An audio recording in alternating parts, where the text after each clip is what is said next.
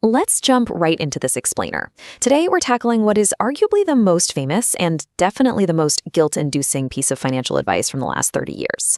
If you've ever looked at your bank app and felt this massive pang of regret while holding your morning coffee, well, you're absolutely not alone. We're going to unpack the math, the psychology, and the hard reality behind this ultimate symbol of modern personal finance. So, are you latteing away your financial future?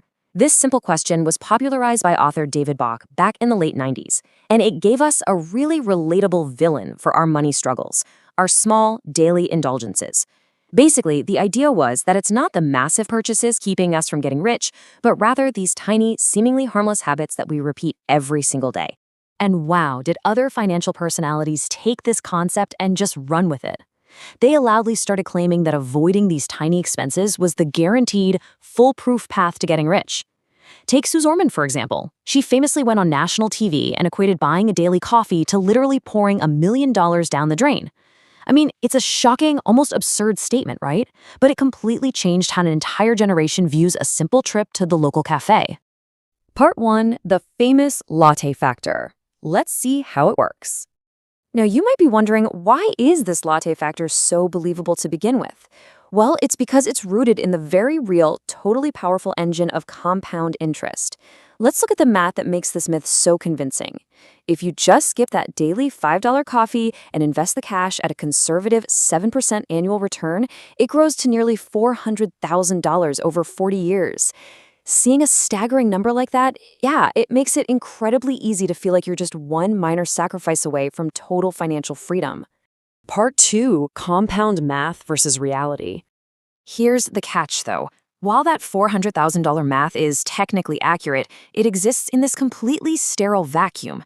It's like a perfect spreadsheet environment that completely ignores the messy, unpredictable reality of, actually living in the real world. In reality, a hyper-strict savings plan like this is incredibly fragile. For starters, it totally ignores inflation. In 40 years, that $400,000 will only have the purchasing power of about $130,000 in today's money. Ouch! Then you've got to account for taxes on your investment gains, and perhaps the biggest kicker, the average person experiences several major financial emergencies every decade.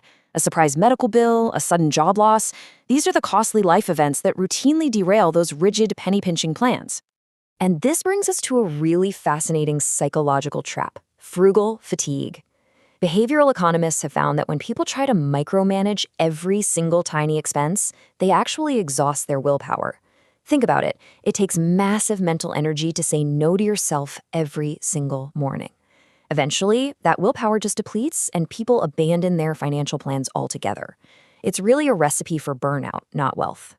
That leads us to part 3, the big 3 expenses.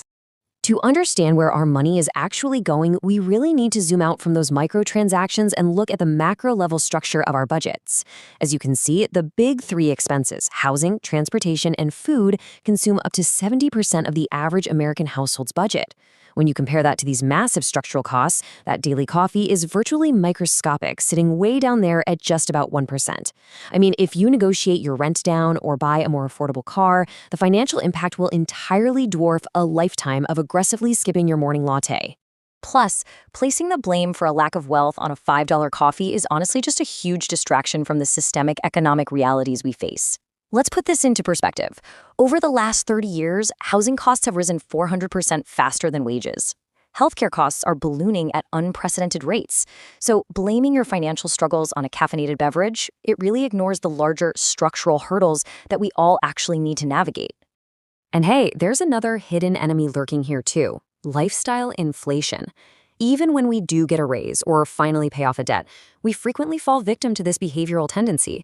Instead of taking that extra money and investing it, what do? We upgrade our apartments or we lease a newer, flashier car. That extra cash is just instantly swallowed up by our lifestyle, which really proves again that the problem isn't the coffee, it's how we manage the big structural changes in our income. Moving on to part 4, the automation stock. To outsmart our own behavioral tendencies, experts like Ramit Sethi argue that we actually shouldn't rely on daily willpower at all. The goal is to build a system that just hums along in the background. We have to rely on what's called structural pre-commitment.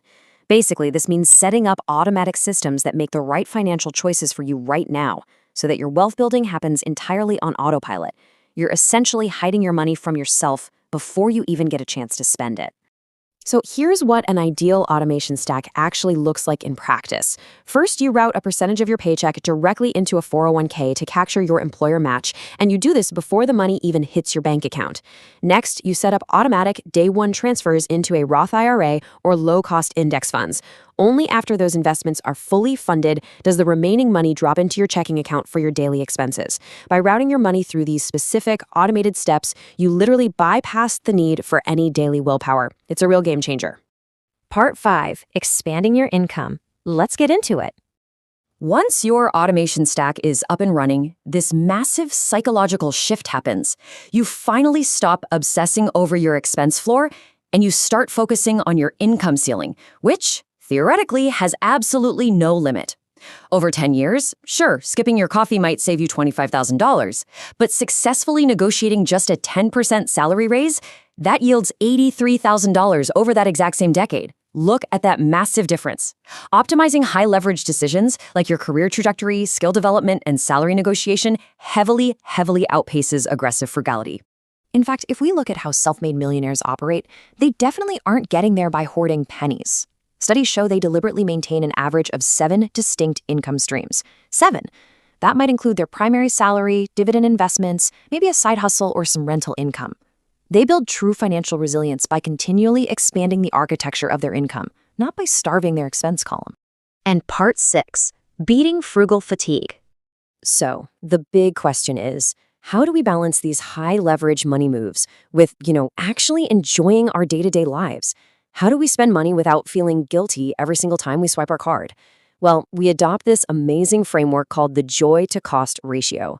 This means keeping the expenses that bring you high, genuine joy, like that morning ritual at the coffee shop or buying a really great book, while ruthlessly cutting those invisible, low-joy expenses. Think about it. A daily coffee is a conscious choice that brings you immediate happiness. But a forgotten streaming service or software subscription? That's just an automatic drain pulling hundreds of dollars from your account for literally zero joy. Cut the latter, keep the former.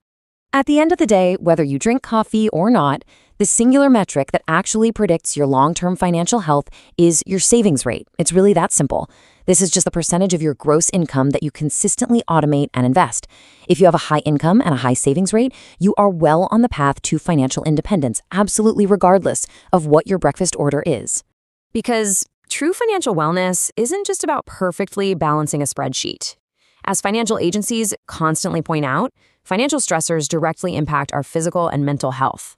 The ultimate goal here is to feel secure, to reduce your anxiety, and to actually enjoy your life. If you handle the big structural items right, your housing, your automated investments, your career growth, you can sit back and enjoy the view without sweating the small stuff. And that is the real paradigm shift I want you to walk away with from this explainer today. The latte factor, while a great metaphor for being mindful of your spending, was never meant to be a literal roadmap to riches. Please, don't shrink your life down just to save pennies. Instead, ask yourself this: how will you automate your wealth and expand your income today so you can build true financial freedom and thoroughly enjoy your coffee tomorrow?